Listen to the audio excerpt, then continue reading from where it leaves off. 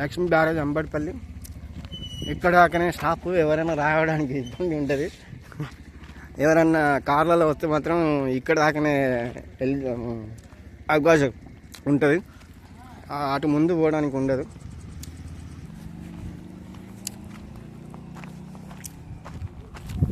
మొత్తం ఎన్ని ఉన్నాయి లింగరావు?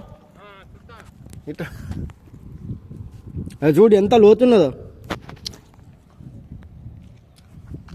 చెల్లు పడ్డా అంటే అటే పోతుంది ఇక. అక్కడ దాన్ని ఏమంటారు, చేపలు పెడతాళ్ళు. కానీ వాళ్ళ డేరు చూడు, ప్రవాహం నడుస్తా అంటే కూడా ఎంత మంచిగా కడతాను పడతాళ్ళు. ఫుల్ లోతున్నది.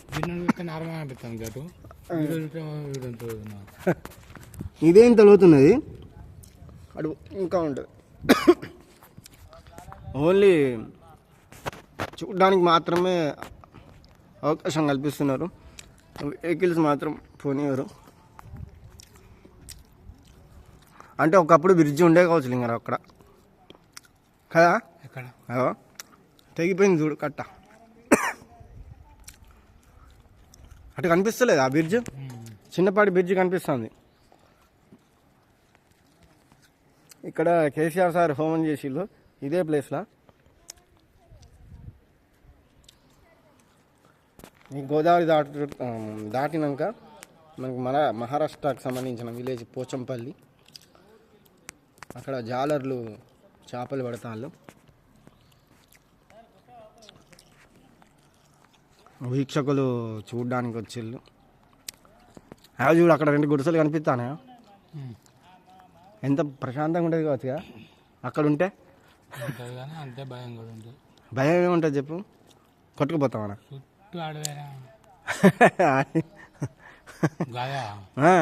నీకు ఎక్కడ కనిపిస్తుంది గుడిసెడు? బ్లూ కలర్ మంచిగా కనిపిస్తలేవా?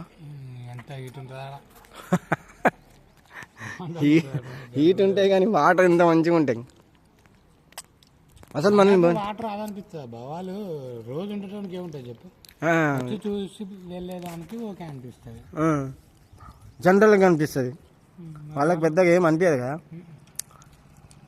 కార్లలో వస్తాలు పోతాలు, ఎక్కడెక్కడ వచ్చి బస్సులు అవి పట్టుకొని చూసిపోయారు. మనకేమనిపిస్తుంది? అవును, నార్మల్ మనం ఒక రోడ్ లాగానే చూస్తాం. దీన్ని బయట వస్తే అమ్మ ఏం ప్రాజెక్ట్ అని అడిగి చూస్తాం. బాబా అటు సైడ్ కూడా నీళ్ళు ఆగి ఉన్నాయి చూడు. కానీ గోదావరి అవుతుంది. తెలంగాణ, ఆంధ్రప్రదేశ్, మహారాష్ట్ర, ఛత్తీస్గఢ్ వాళ్ళ ప్రజల అదృష్టం ఈ గోదావరి మన గుండా ప్రవహిస్తున్నది. ఓకే.